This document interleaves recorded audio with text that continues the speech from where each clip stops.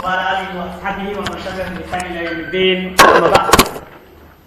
kita lanjutkan lagi kajian pertemuan ke-30 sekarang dalam membaca kitab Umdatul Ahkam min Kalami Khairil Anam karya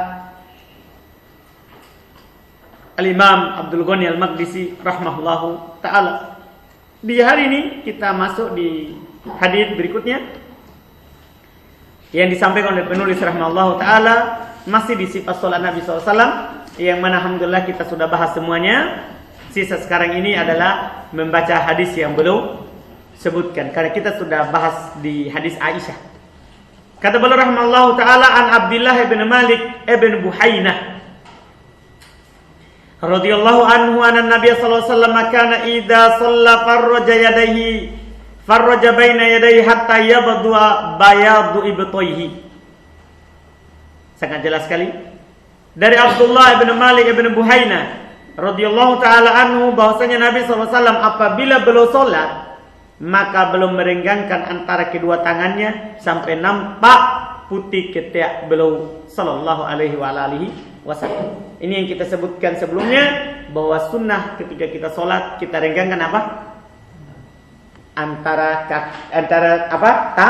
tangan, yaitu siku ke arah kiri dan kanan, ke arah kiri dan kanan direnggangkan sampai kelihatan putih kita belum. Boy, ini jangan sampai kita renggangkan belum kelihatan kan ada baju. Iya, Nabi SAW kebanyakan belum pakai rida, bukan baju, belum pakai sarung kemudian rida. Rida itu yang ditaruh di atas begini seperti orang umroh. Jadi kalau sujud otomatis kelihatan kita. Paham kan? Iya. Ini hadis berikutnya ini mudah karena hal tersebut. Kemudian berikutnya lagi an Abi Maslamah Sa'id ibn Yazid qala, dari Abu Salamah Sa'id ibn Yazid beliau berkata, sa'altu Anas bin Malik radhiyallahu taala anhu akana Nabi sallallahu alaihi wasallam yusalli fi nalain qala na'am. Ini tambahan sunnah yang belum kita jelaskan sebelumnya. Ya, dari Abu Maslamah Sa'id ibn Yazid, dia berkata, saya bertanya kepada Anas bin Malik radhiyallahu taala anhu, apakah Nabi SAW salat dengan menggunakan kedua sandalnya? Kata Anas, iya. Ini menunjukkan boleh salat pakai sandal, sebagaimana juga boleh salat pakai sepatu. Paham ya? Boleh hukumnya. Boleh hukumnya. Ya, dan ini tentunya dulu di masjid Nabi SAW, ya lantainya apa? Pasir. Jangan sampai nanti santri RBA naik di masjid Saidah pakai sandal. Ya, ini karpet kata Syekh Shalih Al Fauzan. Ini sunnah ya bilang untuk masjid yang sekarang ini yang pakai karpet. Karena kita akan mengotori masjid. Kita akan mengotori masjid. Tapi kalau di rumah misalnya antum sholat di sini boleh pakai sandal. Sandal yang bukan yang dari luar ya. Capek juga nanti di pel. Ya kan? Sandal yang antum memang siapkan untuk apa? Sholat yang bersih. Yang bersih. Boleh Nabi sholat menggunakan sandal. Nabi sholat menggunakan sandal. Ini mudah. Kemudian hadis berikut kata beliau an Abi Qatadah Al-Ansari radhiyallahu taala anhu anna Nabi sallallahu alaihi wasallam kana yusalli wa huwa hamilun Umamah bintu Zainab binti Rasulillah sallallahu alaihi wasallam wa li Abil As ibn Rabi ibn Abdi Syamsin fa idza sajada wada'aha wa idza qama hamalaha. Dari Abu Qatadah Al-Ansari radhiyallahu taala anhu bahwasanya Rasulullah sallallahu alaihi wasallam beliau salat wa huwa hamilun, dalam keadaan beliau menggendong Umamah binta Zainab binti Rasulillah, yaitu beliau menggendong cucunya, anaknya Zainab putri Rasulullah sallallahu alaihi wasallam, wali Abil As ibn Rabi ibn Abdi Syams, yaitu anaknya ya Abil As ibn Rabi ibn Abdi Syams. Apabila beliau sujud beliau letakkan, apabila beliau berdiri beliau gendong lagi. Hadis ini menunjukkan bahwa dalam sholat boleh sambil menggendong anak. Paham kan? Dan ini menunjukkan bahwa bergerak dalam sholat itu tidak membatalkan sholat. Dan ini tentunya lebih dari 3 kali. Kan dalam mazhab Syafi'iyah kalau bergerak lebih dari 3 kali apa? Batal sholat. Tidak, ini Nabi bergerak berkali-kali. Ketika sujud belum letakkan, ketika naik berdiri belum apa? Ambil lagi. Boleh hal tersebut. Kemudian hadis berikutnya Anas bin Malik radhiyallahu taala anhu anin Nabi sallallahu alaihi wasallam qala i'tadilu fis sujud wala yabsut ahadukum diraihi bisatul kalbi. Ini sudah kita jelaskan. Kata Nabi, i'tidallah dalam sujud dan janganlah dia hamparkan kedua lengannya seperti anjing menghamparkan kedua lengannya ketika dia tidur. Paham kan? Yaitu ini kan sudah kita bilang harus diangkat ini siku. Ketika apa? Sujud tidak boleh seperti ini. Diletakkan apa? Di lantai. Iya. Ini dilarang. Hukumnya tidak batalkan sholat tapi berdosa. Tapi apa? Berdosa karena Nabi larang. La wala ya besut. Pakai lanahi. La larang. Menunjukkan hal tersebut wajib. Setelah itu beliau katakan babu wujubi tuma'ninah fi ruku' was sujud. Ini sudah kita ambil. Ya kan? Bahkan bukan hanya sekedar wajib. Para ulama mengatakan tumaninah di dalam ruku dan sujud hukumnya apa? Rukun solat. Karena ada di hadis orang yang salah solatnya. Iya kan? Iya. Bab wajibnya tumaninah dalam ruku dan sujud. Kata beliau, hadisnya an Abi Hurairah radhiyallahu taala, ini tentang orang yang salah solatnya yang Anda sebutkan sebelumnya. An Abi Hurairah radhiyallahu taala anna Rasulullah sallallahu alaihi wasallam dakhala al-masjid fadakhala rajulun fasalla thumma jaa fasallama ala an-nabi sallallahu alaihi wasallam faqala irji fasalli fa innaka lam tusalli faraja'a fasalla kama shalla thumma jaa fasallama ala an-nabi sallallahu alaihi wasallam faqala irji fasalli fa innaka lam tusalli salatan faqala walladhi ba'athaka bil haqqi ma uhsinu ghayrahu fa'allimni faqala idza qumta ila as-salati fakabbir thumma qra' ma tayassara ma'ak minal qur'an thumma rka' hatta tatma'inna raki'a thumma rfa' hatta ta'tadila qa'ima thumma sujud hatta tatma'inna sajida thumma rfa' hatta tatma'inna jalisa waf'al dzalika fi sholatika kulliha. Masya Allah. Kata beliau dari Abu Hurairah radhiyallahu taala bahwasanya Rasulullah SAW masuk masjid dan ada seorang yang masuk bersama beliau dan dia sholat. Kemudian setelah sholat dia datang salam kepada Nabi SAW. Kata Nabi, kembali sungguh kamu belum sholat. Maka dia pun kembali sholat sebagaimana dia sholat tadi. Kemudian datang lagi salam kepada Nabi SAW. Dia katakan, kembali sholat kamu belum sholat. Ini sampai ketiga kali ucapan Nabi SAW. Maka orang itu berkata, walladzi ba'atsaka bil haq, demi yang mengutusmu dengan hak. Itu demi Allah dia bersumpah. Ma uhsinu ghayrahu, saya tidak bisa lebih bagus lagi daripada ini. Artinya dia sudah 3 kali ini dia ubah-ubah. Paham kan? Dia lakukan pokoknya itu yang terbaik, itu yang terbagus. Iya. Fa'allimni, maka ajarkanlah saya. Ini menunjukkan bahwa kalau tidak tahu, belajar. Paham kan? Kalau tidak tahu maka apa? Belajar. Karena bahaya. Kalau kita tidak tahu, sholat kita tidak sah. Maka kata Nabi SAW mengajarkan kepadanya, kalau kamu berdiri sholat, maka takbirlah. Kemudian baca apa yang mudah bagimu dari Quran, itu Al-Fatihah. Karena Al-Fatihah itu mudah bagi setiap semua orang. Iya. Kemudian ruku, sampai kamu tumaknina dalam ruku ini katanya. Sampai kamu tumaknina. Iya, ini menunjukkan bahwa orang yang sholat berapa menit itu berapa rakaat itu? 23, hanya berapa menit? 7 menit. Belum sempat berdiri sudah sujud, belum sempat sujud sudah, itu tidak sah sholat.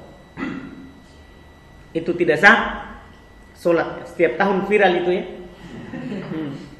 Tidak berubah juga setiap tahun. Iya, dia butuh baca pemikiran hadis ini. Alimni, ajarkan kepada saya apa? Sholat. Kamu ruku sampai tumanina rukunya. Kemudian kamu angkat berdiri dari ruku sampai lurus berdiri. Ini mereka baru kayak begitu. Iya. Sampai lurus berdiri. Masjud, kemudian sujudlah. hatta tatma'inna sajidah, sampai tumanina sujud. Tumarfa, kemudian angkat lagi hatta tatma'inna jalisa, sampai tumanina duduk. Waf'al dzalika fi sholatika kulliha, lakukan hal itu dalam salatmu seluruhnya. Lakukan hal itu dalam salatmu seluruhnya. Ini jelas karena kita sudah jelaskan hadis tentang orang yang salah salatnya. Setelah itu beliau sampaikan babul qiraah fi shalah, bab bacaan dalam salat. Bacaan dalam salat ini jadi beliau bahas tidak berurut ya, makanya saya urutkan di hadis Aisyah. Kan di sini tidak berurut. Di Umdatul Ahkam sifat salat Nabi SAW tidak berurut. Kata beliau bab bacaan dalam salat. Kata beliau An Ubadah bin Samit radhiyallahu taala anhu anna Rasulullah sallallahu alaihi wasallam qala la salata liman lam yaqra bi Fatihatil kitab. Tidak ada salat bagi orang yang tidak baca Al-Fatihah. Ini yang kita jelaskan sebelumnya bahwa baca Al-Fatihah adalah apanya salat? Adalah apa? Rukunnya salat. Adalah rukunnya salat.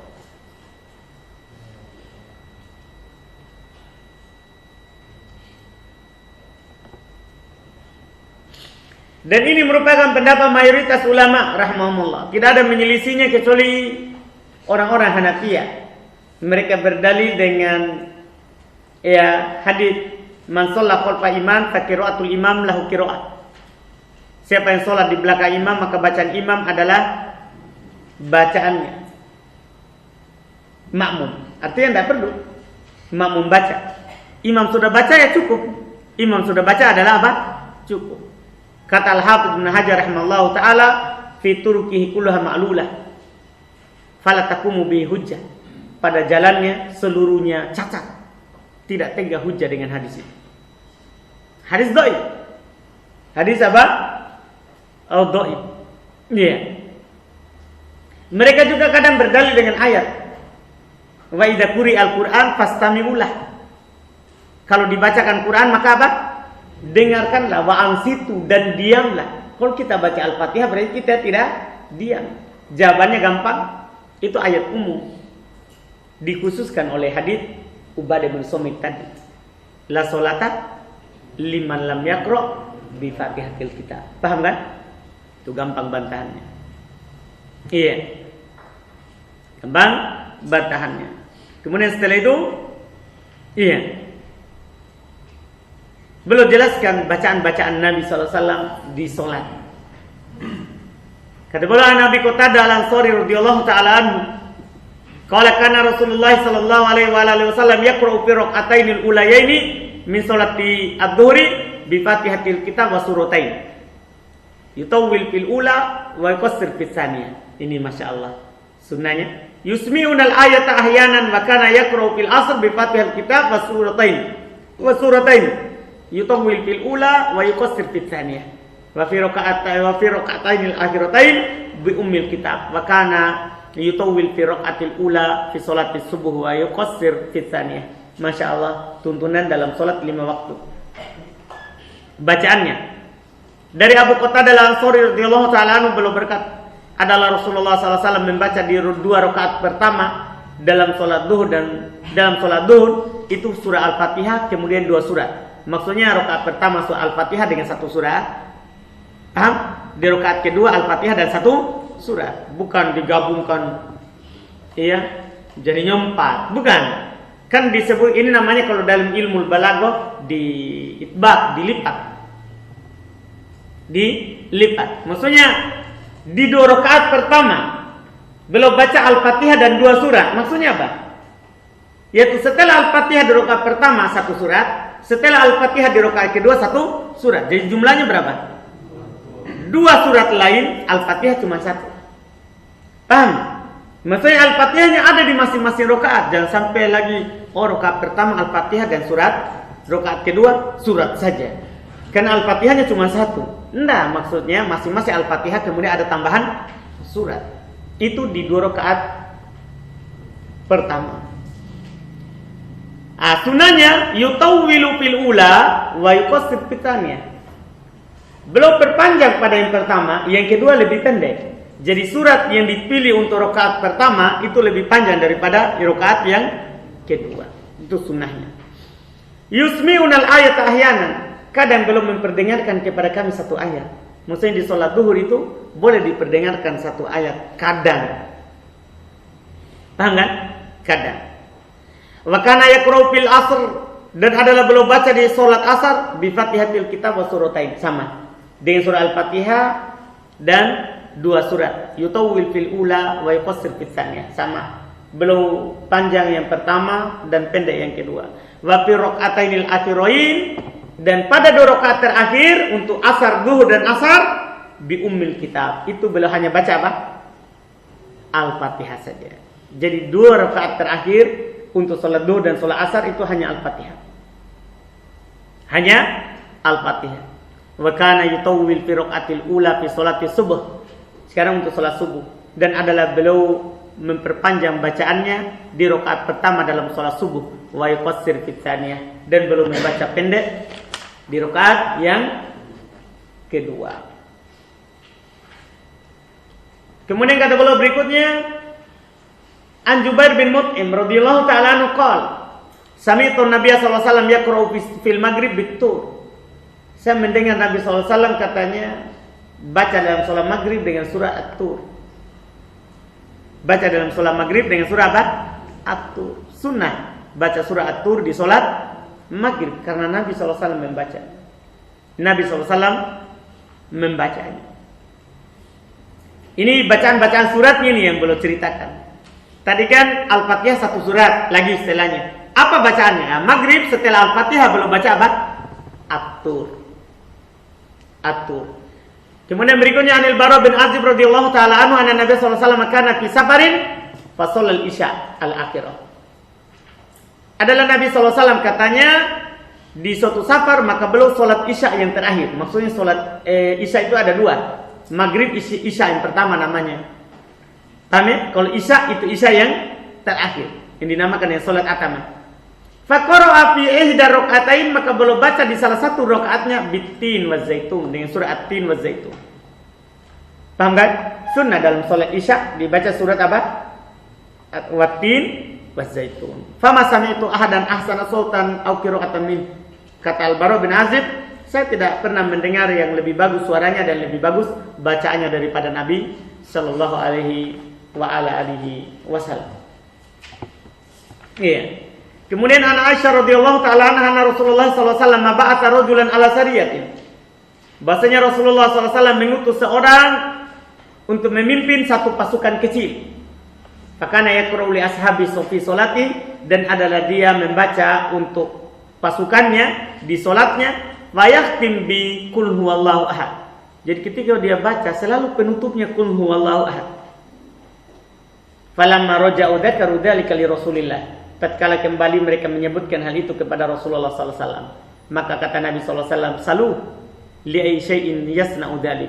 Tanyakan kenapa dilakukan hal itu. Fasalu, maka mereka bertanya kepadanya, faqala, dia katakan, li anna sifatur rahman azza wajalla, kan dalamnya terdapat sifat Allah Subhanahu wa taala, karena surat Al-Ikhlas. Fa ana uhibbu an aqra'aha, saya senang untuk membacanya karena terdapat sifat Allah. Faqala Rasulullah sallallahu alaihi wasallam, akhbiruhu anna Allah taala yuhibbu, kabarkan kepadanya bahwa Allah mencintainya. Yang menunjukkan dalam salat kita boleh membaca surat apa? Al-Ikhlas. Paham kan? Oh, jangan sampai bilang terlalu pendek, saya ini anak pesantren, harus Al-Baqarah. Nah, Rasulullah lebih banyak hafalannya dari kamu. Sahabat lebih banyak, tapi bersama dengan itu dia baca apa? Al-Ikhlas. Paham kan? Iya, bukan masalah malu ini. Ini kan anak pesantren. Nah, iya. Nah, ini bukan mau menggambarkan hafalan, tapi harus memperhatikan kita lagi menjadi imamnya orang. Di belakang kita ada yang sakit, ada orang tua, bahkan ada yang lagi punya anak yang mau dia urus setelahnya, dia gantian dengan istrinya, kan begitu. Iya. Diringankan. Kemudian berikutnya An Jabir bin Abdullah, saya di kitab salat Nabi untuk yang cetakan sekarang ini, bukan yang dulu. Sudah masukkan semua bacaan-bacaan Nabi salat duhur, bacaan-bacaan Nabi setelah salat asar, saya masukkan semua. Iya. Kalau yang dulu tidak ada. Cuma lebih tebal jadinya. Kata beliau An Jabir radhiyallahu ta'ala anhu Nabi sallallahu alaihi wasallam qala li Mu'adz. Dari Jabir radhiyallahu taala anhu bahwasanya Nabi sallallahu alaihi wasallam berkata kepada Mu'adz, "Falaula shallaita bi sabbih isma rabbikal a'la wasyamsi waduhaha wal laili idza yakshaha fa innahu yusalli wara'akal kabir wadh-dhaif wadul haja." Perhatikan ini. Iya. Nabi SAW berkata kepada Mu'adz bin Jabal, "Kenapa kamu tidak solat mengimami dengan baca sabbih isma rabbikal a'la wasyamsi waduhaha wal laili idza yakshaha?" Ini kan surat wasat. Awsat al-Mufassal. Surat yang pertengahan, tidak panjang, tidak pendek dalam surat Mufassal. Ini pertengahan. Nabi menganjurkan, kenapa kamu tidak baca surah-surah itu? Karena sungguh solat di belakangmu itu ada al-kabir, ada orang tua, wad-dhaif, ada orang yang lemah, tidak lemas misalnya, lemah tidak mampu berdiri, wadul haja, dan ada orang yang apa? Ada kebutuhannya. Ada kebutuhannya. Iya, ini yang diperhatikan oleh imam. Ini yang diperhatikan oleh imam.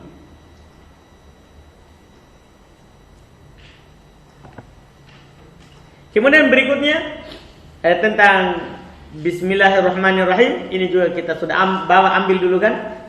Ya.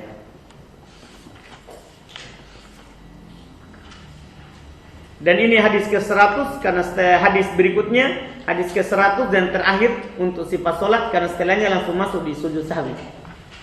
Langsung masuk di sujud sahwi. Kita baca hadis terakhir ini. Kata beliau rahimahullah, an Anas bin Malik radhiyallahu taala anhu, dari Anas bin Malik radhiyallahu taala anhu, beliau berkata, anna Nabi sallallahu alaihi wasallam wa Abu Bakar wa Umar radhiyallahu taala anhu makanu yaftatihuna shalah bilhamdillillahirabbil alamin. Ini sangat jelas.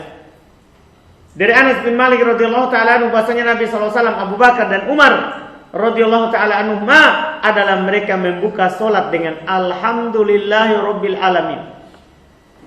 Wa fi riwayatin, dalam riwayat, salaitu ma Abi Bakar wa Umar wa Utsman. Lihat, saya salat bersama Abu Bakar, Umar dan Utsman. Falam asma ahadan minhum yaqra'u bismillahirrahmanirrahim. Saya tidak mendengar seorang pun dari mereka yang membaca bismillahirrahmanirrahim dijaharkan. Anda paham ini? Ini yang mendukung apa yang kita katakan dulu, bahwa basmalah itu tidak dijaharkan. Wali Muslim, dalam riwayat Imam Muslim, shallaitu khalfan Nabi wa Abi Bakar wa Umar wa Utsman 4 radhiyallahu taala anhum fakanu yaftatihuna shalah bilhamdulillahirabbil alamin. Adalah mereka membuka salat dengan alhamdulillahirabbil alamin. La yadhkuruna bismillahirrahmanirrahim fi awwal qiraatin wala fi akhiriha. Mereka tidak sebutkan, tidak jaharkan bismillah di awal bacaan, tidak pula di akhirnya. Ini kan terang-terang, terang sekali hadisnya kan? Mungkin bagaikan matahari di siang bolong. Paham kan? Tapi tidak jelas bagi sebagian orang. Padahal kan jelas sekali ini hadisnya.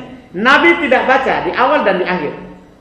Abu Bakar, Umar, Utsman, semuanya tidak baca. Semuanya tidak baca Bismillahirrahmanirrahim. Jangan, jelas sekali, alhamdulillah. Ini sudah selesai sifat salat Nabi sallallahu alaihi wasallam. Paham kan? Setelah itu masuk di permasalahan sujud sahwi, kemudian lewat di hadapan orang salat, ya, dan seterusnya dari bab-bab yang akan beliau sebutkan.